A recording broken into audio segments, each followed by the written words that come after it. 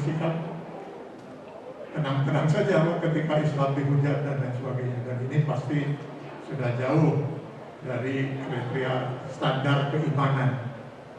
Karena standar keimanan seorang mukmin itu ya harus bisa membuktikan dalam hidupnya bahwa cinta dia pada Allah dan Rasulnya mengalahkan cinta dia pada dunia dan segala isinya.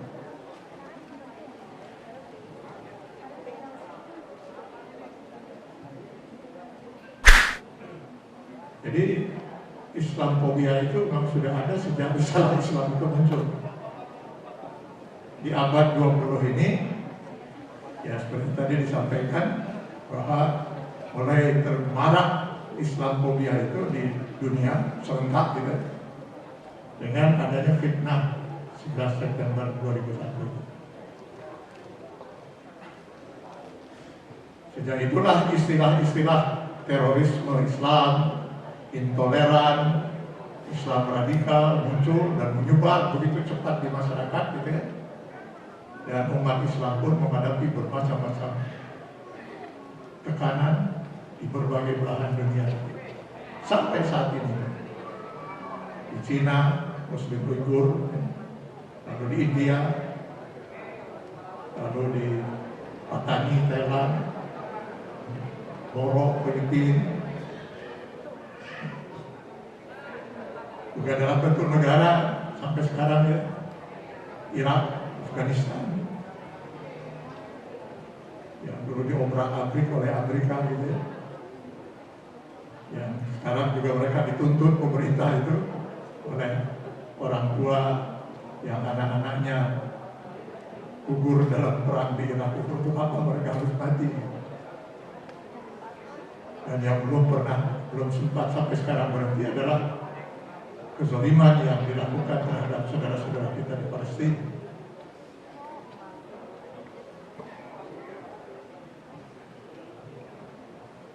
Tapi sebagaimana janji Allah Subhanahu wa taala, wa makaru wa makarallah wallahu khairul makirin. Fitnah 11 September itu akhirnya dibongkar oleh Allah Subhanahu wa taala lewat tangan orang-orang kafir di Amerika yang masih punya pikiran rada waras sedikit. Lewat mereka itu, baik dari kalangan akademisi, ada Profesor Howard Zinn dari Boston University, dari kalangan teknokrat, dari kalangan ini ada siapa? David Shaw. Itu dari mantan senator Amerika yang sempat membuat buku Jewish Supremacism. Yang dalam buku itu dia bongkar semua itu bahwa peristiwa 11 September itu murni adalah kerjaan orang-orang Yahudi. Saya punya rekaman video durasi 14 menit. Itu rekaman hasil penelitian para ilmuwan di Amerika yang membuktikan bahwa tidak ada terlibat seorang pun Muslim dalam peristiwa 11 September itu. Bahwa yang terjadi di Pentagon itu tidak ada pesawat yang ditabrakkan ke Pentagon. Dan itu diwawancari langsung itu kepala pemadam kebakaran yang memang orang pertama hadir pada waktu peristiwa di Pentagon ini. Apa yang Anda saksikan? Apa Anda menyaksikan bangkai pesawat? Tidak ada. Yang saya saksikan begitu saya hadir di Pentagon, saya masih mendengar dentuman bom dari dalam, bom, bom, bom. Lalu berarti bom itu sudah dipasang. Hebat sekali itu Al-Qaeda bisa masuk Pentagon pasang bom. Dan konon katanya lubang yang terbuat di gedung itu hanya 16 kaki, sedangkan pesawat yang dituduhkan itu adalah lebarnya 32 kaki.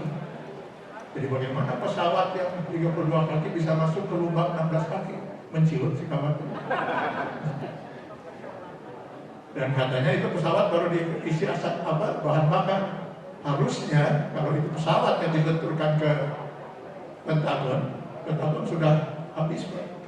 Terbakar semua itu, sudah habis. Nah, bagaimana dengan yang di gedung kembar, Pak, PTC?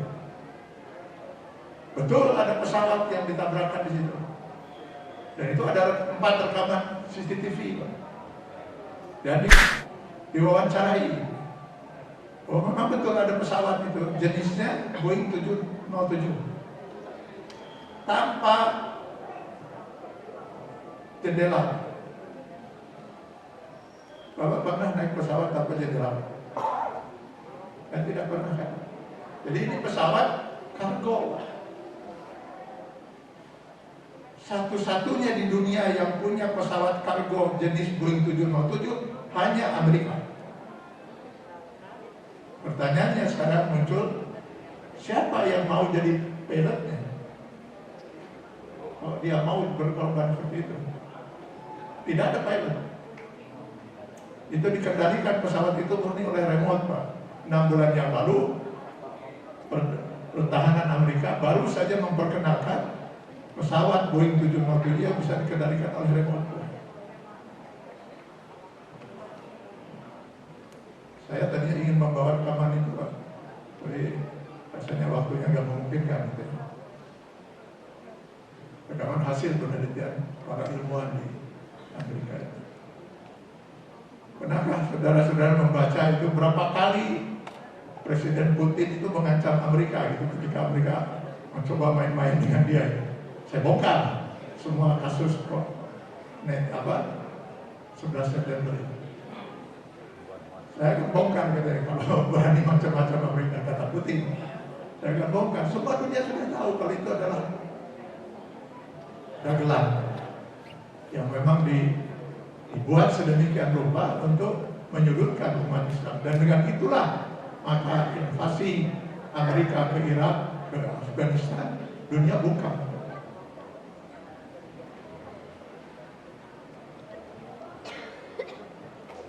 Kuno jadi ngaruh longke.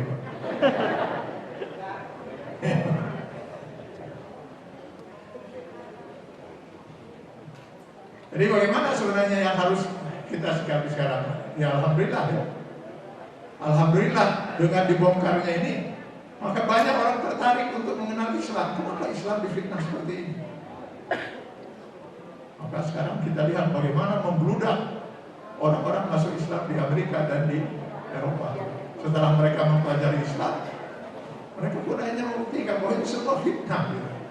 Ternyata Islam itu agama yang sangat universal, agama yang rahmatan lil alamin, agama yang sangat luar biasa toleran, agama yang sangat menghargai kebinekaan dan lain sebagainya.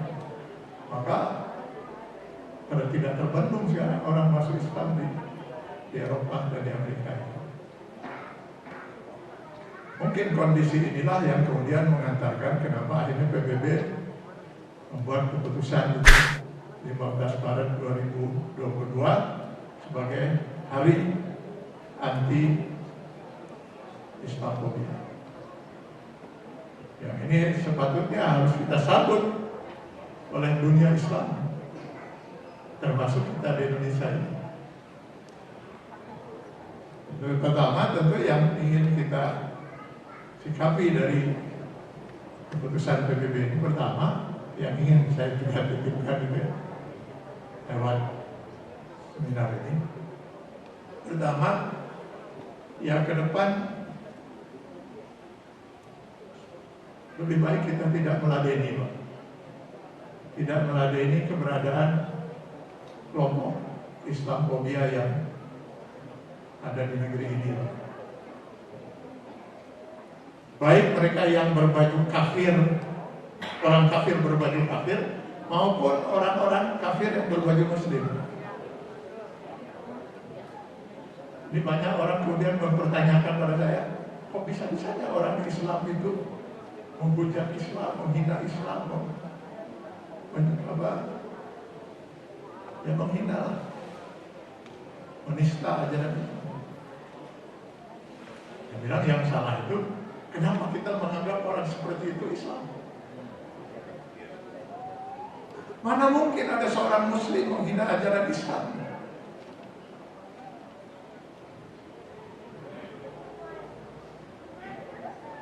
Karena itu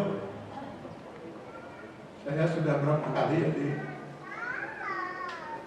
dihadapkan dengan seorang meninggal dunia gitu, bahkan dikenal sebagai cendekiawan muslim. Saya alhamdulillah jangankan menyolatkan, mendoakan pun saya kembalikan kepada Allah. Bagaimana mungkin bisa dikatakan cendekiawan muslim, bahkan muslim, sementara dia begitu luar biasa menghina Islam? Di kita bahkan ada seorang yang pernah mengusulkan agar Al-Baqarah 120 itu dibuang dari Al-Quran. Dan hebatnya di negeri ini yang bersangkutan disebut kiai.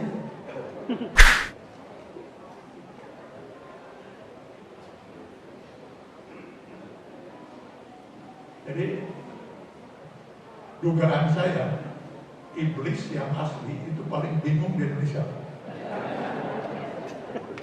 Iya, iblis itu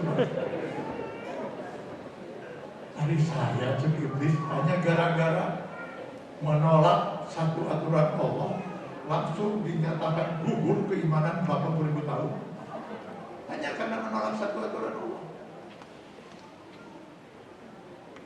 Iblis lebih berimankah dari kita, Pak? Yakinkah kita bahwa Allah itu ahad, Allah itu samad, lam yalid wa lam yulad wa lam yakul lahu kufuwan ahad? Yakin? Kenapa? Ya karena Allah berfirman dan itu disampaikan Rasulullah kepada kita, lalu kita yakin.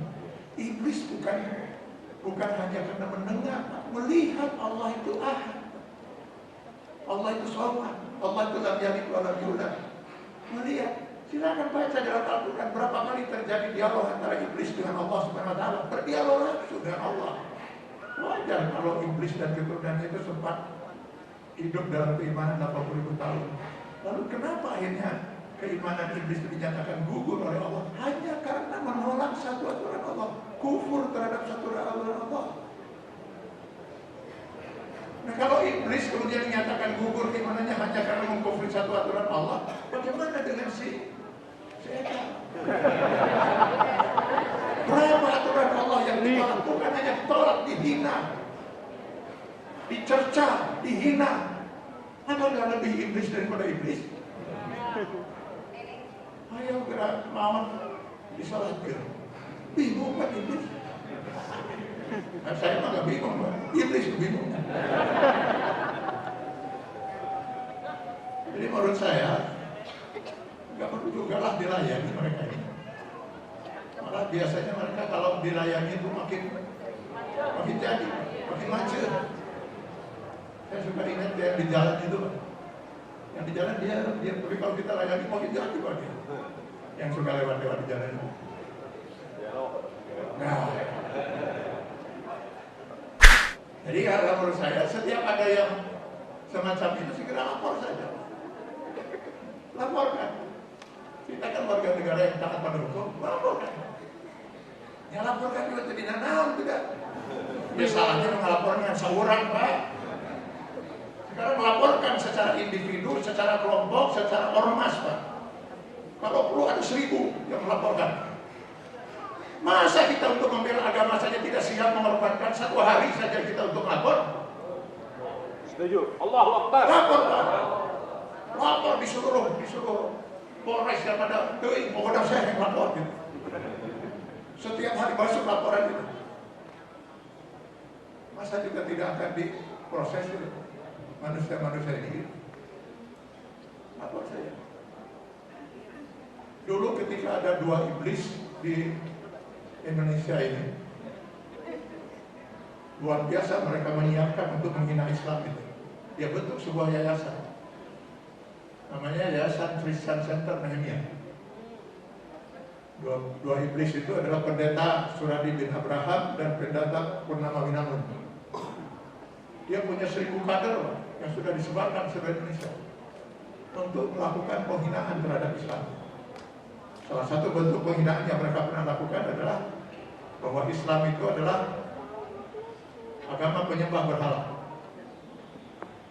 Yang mereka sebut dengan Allah Subhanahu wa Ta'ala itu sebenarnya hanya Tuhan yang dalam bentuk batu hitam yang ada di pojok Ka'bah itu. Makanya orang Islam yang punya duit pada pergi katanya ke Mekah untuk menemui Tuhannya. Sampai di Mekah mereka akan mengatakan labbaik Allahumma labbaik, ya Allah kami datang memenuhi panggilanmu. Lalu mereka pun berebutan untuk mencium Tuhannya. Yang berhasil mencium Tuhannya, Hajar Aswad itu yang disebut Allah Subhanahu wa Ta'ala, maka mereka pulang dengan membawa gelar haji. Muhammad boro-boro Rasul, kata mereka itu. Ini manusia gak waras. Saking tidak warasnya itu katanya dia masuk ke dalam gua. Nah di dalam gua itu katanya datang iblis membisikkan kalimat-kalimat itu pada Muhammad. Bisikan-bisikan iblis di gua Hira itulah yang sekarang disebut dengan Al-Quran. Itu binaannya mereka. Saya pribadi bersama beberapa orang lapor ke Mabes Polri. Sambil kita di Forum Ulama Umat Indonesia pada waktu itu mengeluarkan fatwa mati. Kami waktu itu mengeluarkan fatwa menurut Al-Quran dan Sunnah Rasulullah SAW, barang siapa yang menghina Islam seperti, pada waktu itu karena terkait dengan kasus seperti Suradi bin Abraham dan Purnama Witama, wajib dihukum mati berdasarkan hukum Islam. Ya, karena negeri ini tidak melaksanakan hukum Islam, ya kita lapor ke Mabes Polri. Ya jawaban dari pihak Mabes, dia sudah kabur ke saya, si Suradi. Sekarang sudah mati deh. Jadi sebaiknya tadinya saya pikir ada perwakilan dari Majelis Ulama atau Abbas kepada Majelis Ulama mengeluarkan fatwa itu. Ini gimana menurut Islam itu, hukumnya itu? Menghina ajaran Islam, menghina Rasul.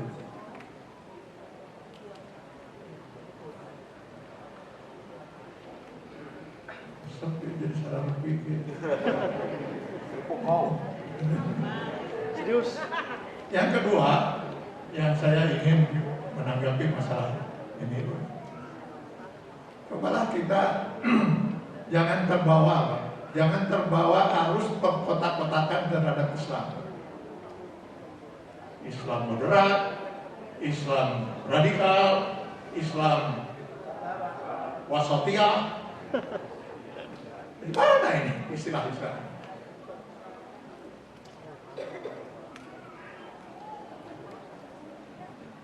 Yang saya lihat arahnya itu kemudian menjurus kepada bahwa orang-orang yang berpikiran liberalisme, sekularisme, itulah Islam moderat, itulah Islam yang benar.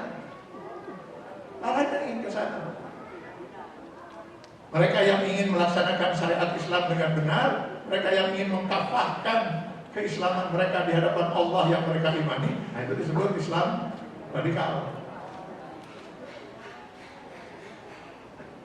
Sehingga dakwah pun sekarang ingin dibagi mana Islam radikal.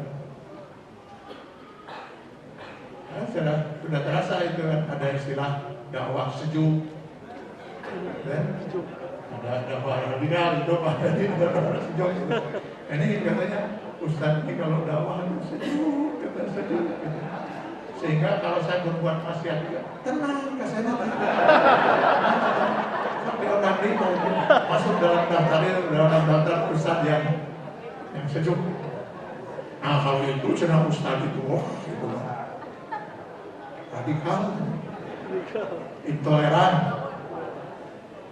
Baru katanya bicara di mimbar 5 menit sudah bicara haram, bicara neraka, bicara dosa dan sebagainya. Saya katanya kalau sekali saja mendengarnya itu 3 malam nggak bisa tidur.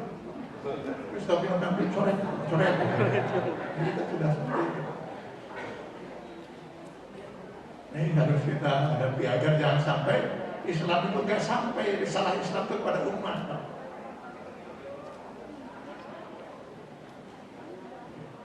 Kehadiran risalah Islam itu salah satu di antaranya adalah Al-Furqan, selain Al-Hudan Linnas wa Bayyinatin minal Huda, juga sebagai Al-Furqan, sebagai pemisah, supaya umat Islam itu dengan mudah membedakan mana yang benar, mana yang salah, mana yang hak, mana yang batil, mana halal, mana haram, mana mukmin, mana kafir.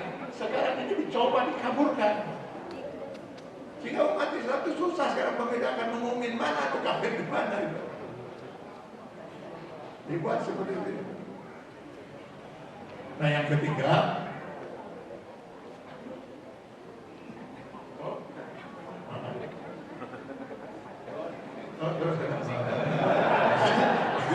tadi mah patuh gitu kan.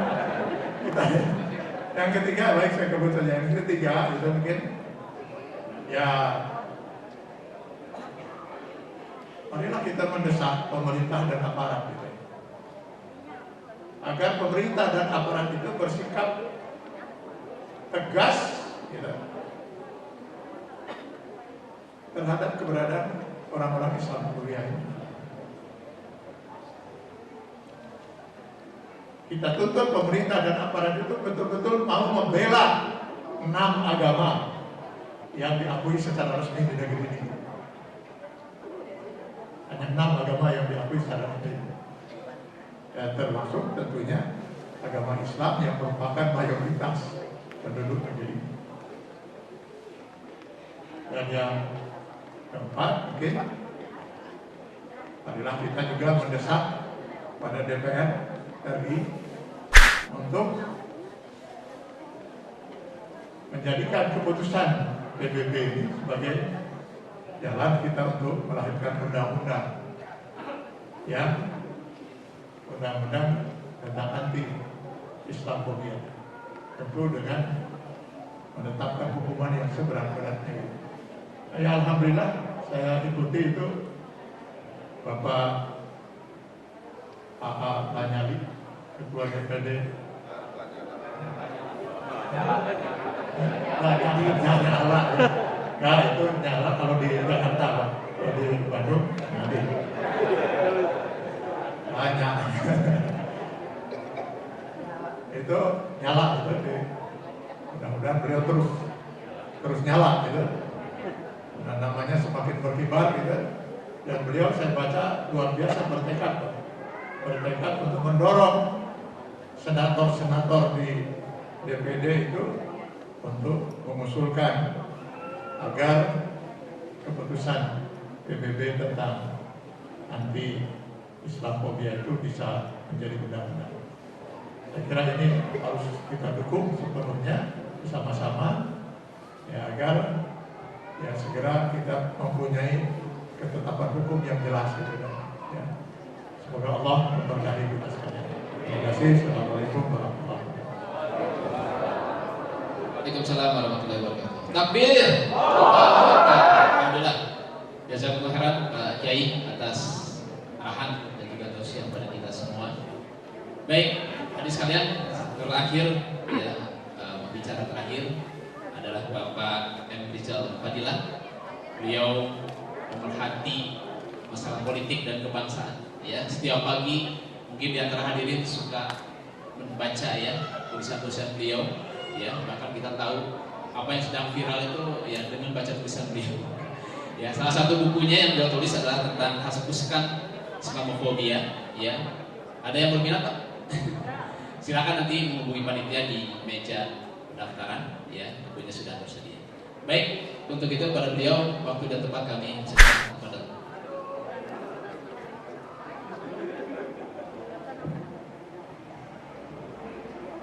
Assalamualaikum warahmatullahi wabarakatuh.